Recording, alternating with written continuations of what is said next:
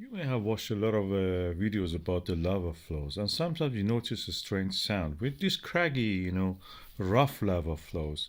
We call them ah. It's the sound of the pain, practically, when you walk on something sharp. Those who have walked with a shoe, they know what I'm talking about on these cold lavas.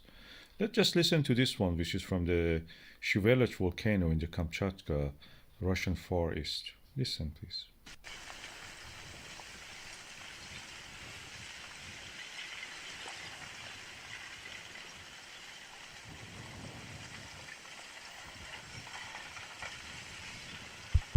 It is not this volcano's lava flow which make this sound. Everywhere that you have lava flow, when they get to this stage, they make this sound. Listen.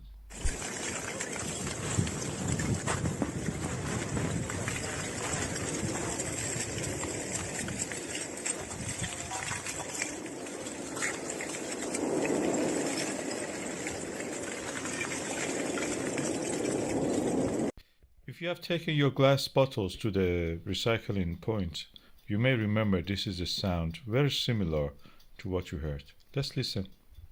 This is the sound I'm playing now.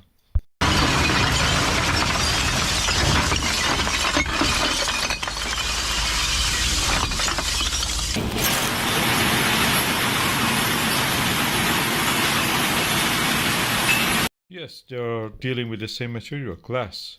The lava flow that you heard of has the sound of broken glass or breaking glass and flowing in that manner that you saw in the video.